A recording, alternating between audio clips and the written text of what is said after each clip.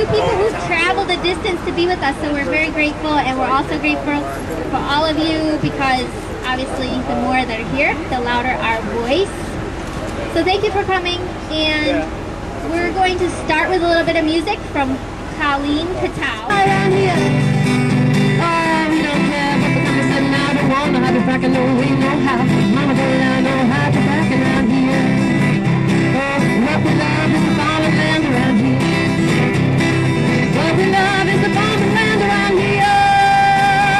We don't need no hydrofracking, green, clean energy. Let's get cracking. Mama don't allow no hydrofracking. Mama don't allow no wasting water. Mama don't allow no faucets on fire. Mama don't allow no chicken dipping leases. Blown the landscape to pieces. Mama don't allow no hydrofracking. Send them two driven dinosaurs packing. Mama don't allow no hydrofracking around here. Woo! Thank you! So it goes, I got the drilling blues, the hydrofracking blues. I got the slick water, high volume, horizontal drilling blues. That's your part. That's the chorus. And that song is written by a friend of mine who's a farmer. So here we go. I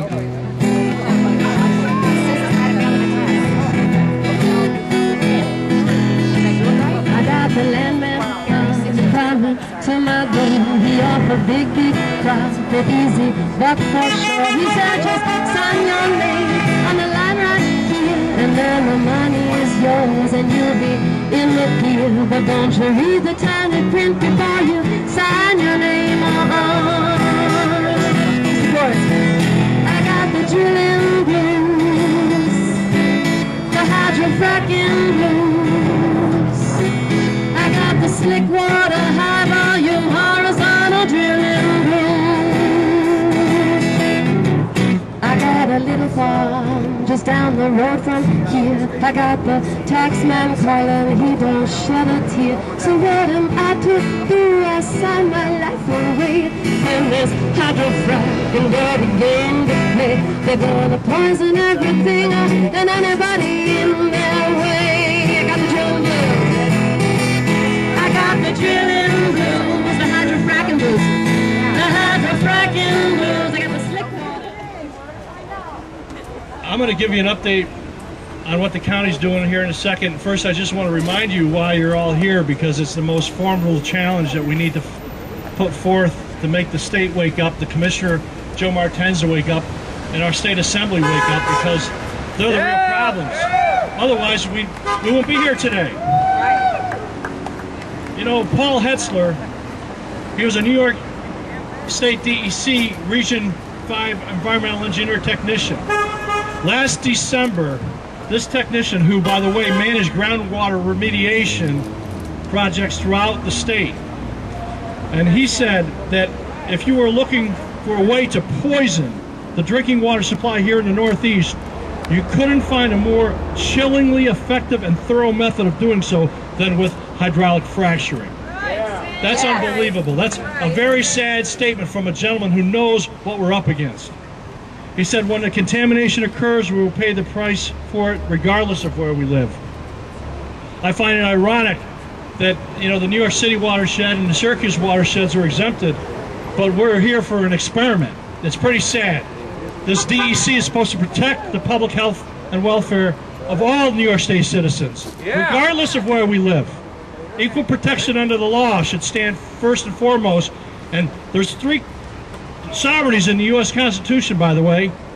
One is the state sovereignty, one is the federal sovereignty, and the third sovereignty is we the people, the individual sovereignty, and we should come first. That's right. If it's not safe anywhere, it's not safe here, and vice versa. If you read the DEC's S-Guise and what it has to say about hydraulic fracturing, their master plan, and if you observe what Commissioner Joe Martens has been saying about it, it's clear that this regulatory framework is not based on any real science. You know, Joe Martens said, hey, I went down to Pennsylvania with about 5 of my head guys, and we studied what was going on in Pennsylvania and elsewhere.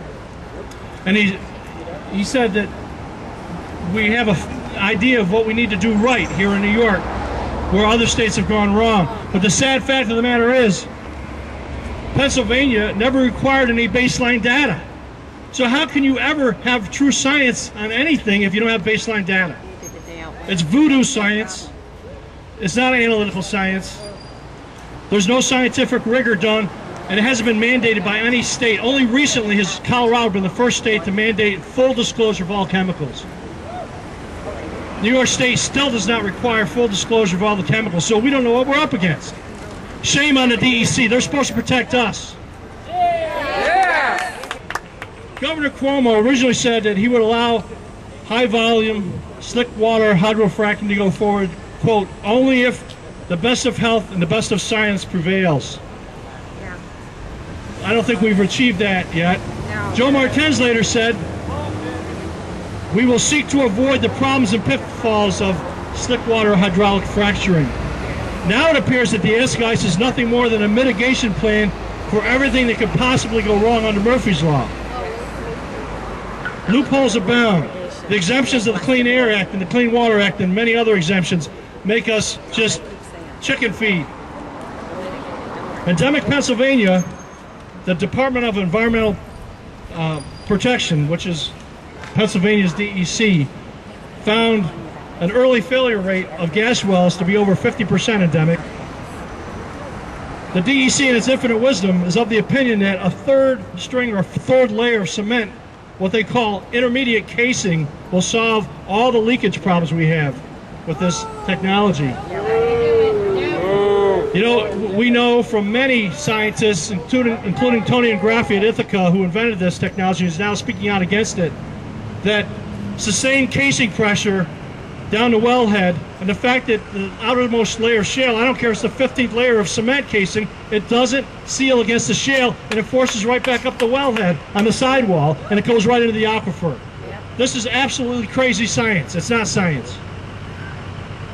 Earth to Joe Martens, hello McFly. It's a fact to sustain well casing pressure and the fact that the outermost layer of cement casing does not adhere or create a seal with the shale. So you have guaranteed leakage of the methane, the chemicals, and all the radioactive nuclides, and our groundwater is at immediate risk. Wells eventually corrode, they rust out, and the cement fails. There's all other reasons as well that this is just a bad technology. One Schlumberger study said that in the 5th year, 25% of all the wells fail. By the 8th year, 40% leak. And Tony Graffi says there's a 5% failure the first time you try to spot a well. By the way, the EPA is supposed to come out with a study on how groundwater will be affected by hydraulic fracturing in the year 2014. We have a gas glut right now, so what's the rush? Why do we want to hydrofrack now? It's not to be safe. Joe Martens, the commissioner of the DEC, spoke to the New York State Assembly last October 6th. And I don't think Joe Martens had his thinking cap on. He didn't have his learning cap on. And moving forward, he doesn't have a plan. He testified and said on October 6th, he said, surface spills are inevitable. All we can do is try to mitigate it. So we say, ban it from New York, Joe. Ban it now. Joe Martens also said with respect to well construction, gas migration into well aquifers is a problem. He basically admitted it's a problem he can't fix, he can only mitigate it. And so we say, ban it from New York, Joe. Ban it now. Martens also told the New York State Assembly that day, quote, and I quote, we will get it. We will achieve proper cementing and all well casing. I think not. So we say, ban it from New York, Joe. Ban it now. He also said that the DEC could be trusted rather to quote unquote get it right, saying, and I quote from DEC Chairman Joe Martens, the DEC has an exceptional track record. I'm sorry to say that their plan does not have us covered in this one. So we say, ban it now. That makes companies a lot of money without. Commissioner Martens also told the State Assembly DEC Oversight Committee that by adding one extra cement casing to the well bore, they will prevent and ensure against contamination. Really? He said that there will be no communication between the shallow gas and the aquifers during the drilling process. And so we say, ban it from New York, Joe, ban it now. When he said that the DEC recognizes the need of the public to know the components of fracking fluids, adding that the DEC recognizes that many people are concerned that such additives can be harmful. 2 sentences later, Martin said this, and I quote, "There is still will be disclosure limits to protect proprietary secrets." He talked out of both sides of his mouth. So what we say to Joe Martens, ban it from New York, Joe, ban it now. Again, on October 6, 2011, in Albany, Martens told the Assembly Committee about the DEC's plans for the wastewater. He said, quote, "The industry will recycle flowback water to reduce the amount of flowback water that it needs to dispose of. They will recycle it. Sad to say, when you recycle it, you double the radioactive nuclide count, among other things, and so it has twice the contamination rate. So we say, ban it from New York, Joe, ban it now." Martin was then asked by the committee chairman Sweeney, quote, "Can you tell me why the S-guys, why the DEC is willing to exempt the natural gas industry with a regulation that classifies the drilling wastewater from hazardous waste classification and allows for the industry-preferred industrial waste classification?" And Mr. Martens, in reply, said, quote, "I think that the way in which the wastewater is characterized is less important than the fact that it is properly treated." And so we say, ban it from New York, Joe, ban it now. And when asked, where will you treat the wastewater, Martin said, quote, and here's the operative word, think, "We think it can be treated in wastewater treatment plants." Yeah, right. Oh dear. That just wipe out the treatment plants for the rest of us, for everything else that we use them for. I don't think so, Joe. And so we say, ban it from New York, Joe, ban it now. Assemblyman Sweeney persisted with the DEC commissioner and said, quote, "But I think the question is, why should there be a blanket exemption at all? Why shouldn't the wastewater be tested? If it meets the definition of hazardous waste, treat it accordingly. Why give it a blanket exemption?" And Joe Martens again said, "I think the more important question is, can it be treated properly?" And yet, he doesn't have a plan in the end. He's asked guys how to treat it properly. And so I say, and we say, ban it from New York, Joe, ban it now. We are the ultimate sovereigns, and we have a voice in this government. And so I say, and so we say, ban it from New York, Joe, ban it now.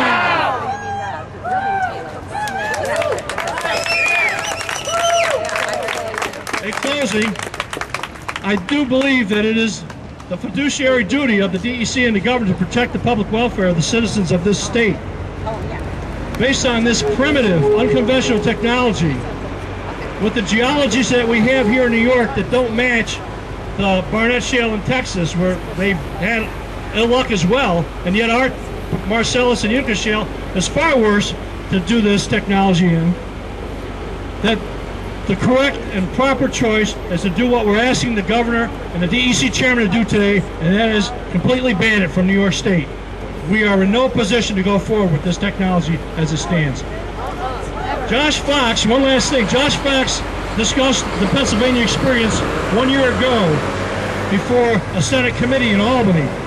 He said if you take a look at Demick, 1 out of every 32 wells cause a 9-mile square contamination area. He then added, if you take that figure and multiply by the 100,000 wells that are anticipated at that contamination rate by extrapolation, you will have contaminated every square inch of the Marcellus. Isn't that nice to know? And so it should be New York's policy to ban this practice altogether.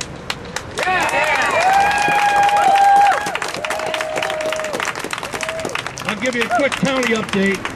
The county of Oneida, I was a sponsor of a bill back in April and May, and I worked actually with the previous legal counsel, Linda Dillon, and then the new counsel came in January, and I had something that I thought all the county legislators would be on board with. And sad to say, it died in committee. And one of our, I think the entire Democratic caucus is in favor of stopping this from happening and doing whatever it can at the county level. Unfortunately, the Republicans control the the Oneida County legislature here. So that died. I can't bring out another piece of legislation until January 1st. What I'm going to do is come out with a memorialized petition and have everybody, every one of the legislators, all 29, stand either for or against. And we'll find out very shortly where they stand. Good idea. Anyway, keep up the great work. Our voices count. Thank you, You know, I always think of Howard Zinn, you know, the historian Howard Zinn. And he always said that, you know, the real change comes from the bottom. It's us. So, yeah, ban it, Joe, but if you don't ban it, we're going to ban it for you. Yeah! Right. So, yeah, I'm going to sing this song. I want to also say, just really quickly, that I work a lot with Latin America, and they're struggling with the same kind of trouble that we have here, right? It's the gas and oil industry trying to destroy rural communities all over the globe, right? So our struggle is intimately connected. And so this song is a song from the Kentucky area, the mountaintop removal. It's the same thing, it's connected, right? Yep. And it's a song by Holly Near, and maybe some of you know it. It goes, I have dreamed on this mountain since birth. I was my mother's daughter, and you can't just take my dreams away. Now with me watching, you may drive your big machine. I was born a great big woman, and you can't just take my dreams away. This old mountain raised my many daughters. Some died young, some still living. If you come here for the taking a mountain, well, we ain't come here to give it. I have dreamed on this mountain since first I was my mother's daughter, and you can't just take my dreams away.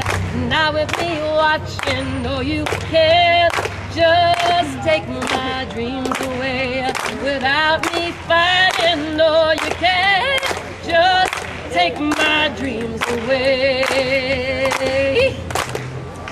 My neighbor told me he got the same song and dance, but the money sounded good, so he thought he'd take a chance. But now his chickens lost their feathers. Some are now belated, 'cause the water in his well has been contaminated. Strike a match in his sink, wash his faucet, catch on fire. The gasman said it's not his fault, but we know he's a liar. Oh, natural gas. I hope this don't sound too crass. Get the frack out of here. Between a rock and a hard place, that's where I am. Lord knows we need the money. Ban fracking now!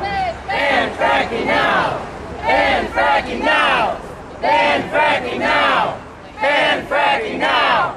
Ban fracking now! Ban fracking now! Ban fracking now! Ban fracking now! Ban fracking now! Ban fracking now! Ban fracking now! For those of you who know the geology of the Finger Lakes, it's quite different from the geology of the Barnett Shale or many other places that they're drilling this insidious technology. I remember this Time magazine cover where the man of the year was, or woman of the year was, the protester. So I like to encourage all of you to live that color, that cover in your life experiences, and it looks like that's happening now. This is not just the Southern Tier. The Southern Tier is us. We are the Southern Tier. Every part of the state will become the Southern Tier if we don't stick together on this issue. Amen. It's not regardless of whether we come from the Finger Lakes region, we come from Canton or the St. Lawrence County that was accepting wastewater treatment up in their POTW, their publicly owned treatment facility. It's not if we're in a dump out in Allegany County in Angelica that's accepting the cuttings from this industry coming out of Pennsylvania as I speak. It's not if I lived in Himrod, where we see the trucks already coming through exploring the area for eventual drilling, where my township in Starkey is 60% to 70% leased at this point in time. So they're telling us one thing, that wait, it won't come, you'll never see it. But what you won't see is a lot of the impacts that are already occurring in your community right now. So I urge you to get out there, investigate, do the kind of job that's reflected in the attendance today. I commend you for being as involved in this issue. I understand 22 of 26 towns in Oneida County have already endorsed a moratorium. Do your homework and let's move it up to the next level. The thing I'd like to conclude with is that we have a governor in this state that says he believes in democracy and yet says he's going to make a decision between sessions of the legislature. The legislature that we elected to represent we the people, who's in the assembly already said that we shouldn't be doing this without a comprehensive health assessment. My feeling is we shouldn't be doing this, period, whether we have it or not, and we should criminalize this. This is a criminal assault on the people of New York. For those interested in getting their county legislators and their town council people and supervisors to support the criminalization campaign, urge those kind of resolutions, just a resolution similar to these resolutions that are being urged by the gas company to support fracking, that we want this to be a criminal offense in New York State. This has all the hallmarks of a criminal act. When you allow these criminal chemicals to be poured into your water, if I were to take and pour into these individually pour these chemicals in your well, I would be arrested. Why is it that that corporate, non-blooded, non-bone person isn't?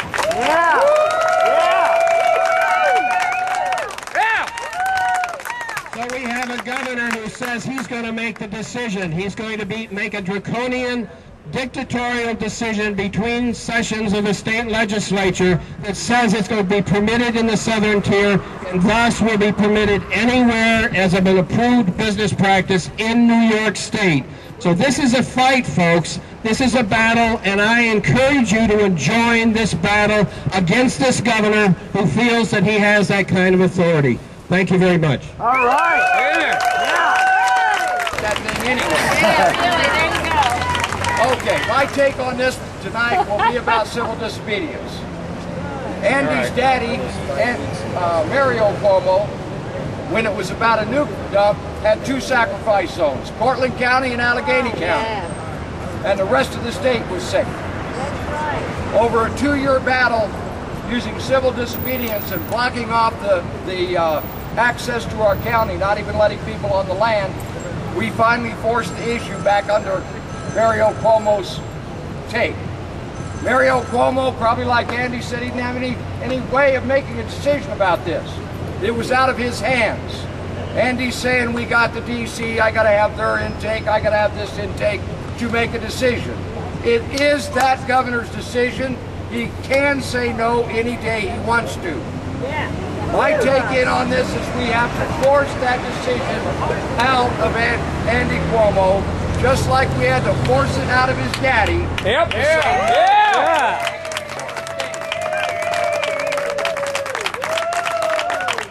I encourage you to come down tonight. Jack and I are pumped up. It was a hell of a long drive from Allegany County over here. I am inspired by the enthusiasm. I'm impressed by the people I see. And I hope to have a hell of a good time tonight.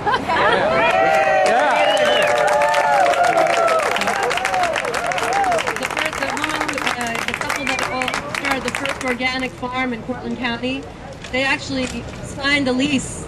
They didn't realize what they were getting into, and then when they started educating themselves and realizing that they got out of that lease.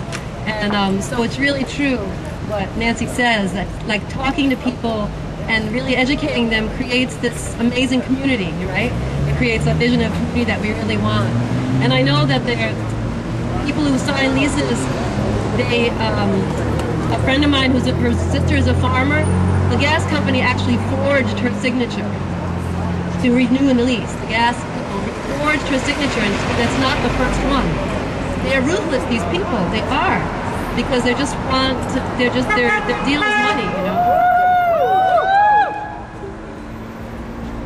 But how many of you have heard of Woody Guthrie?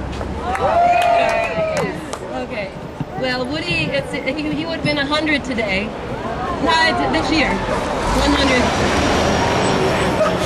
Picture 200 of those going in your rural area, right? It takes 200 of those per gas well, right? So he wrote a song called Union Made, and I wrote a little parody, and it's called No Frack Made. Can you hear the ukulele? There once was a no frack maid who never was afraid of goons and kings and company things and people lease the land away. She went to the governor's hall when a rally was called. She showed her will, no drill, no spill, and she is standing tall. No, you can't scare me, I'm sticking to the farmland, not the gas, oil, tar sands. I'm sticking to the green land. No, you can't scare me, I'm sticking to the clean land, to the fracking free land, till the day I die. Your frack maid was wise to the tricks of company lies. She couldn't be fooled by a company stool, cause Mother Earth is on her side. The governor will be swayed when we say no fracking way. We'll take our descent to the president and win another day. No, you can't scare me, I'm sticking to the farmland, not the gas, oil, tar sands. I'm sticking to the clean land. No, you can't scare me, I'm sticking to the green land, to the fracking free land, to the day I die. You frackers, take a tip from me. We want New York frack free. We got beer and wine and fruit on the vine. You fracking boys are history. We got water, wind, and sun, clean air for everyone. Listen up, stop railroading us. Your fracking days are done. No, you can't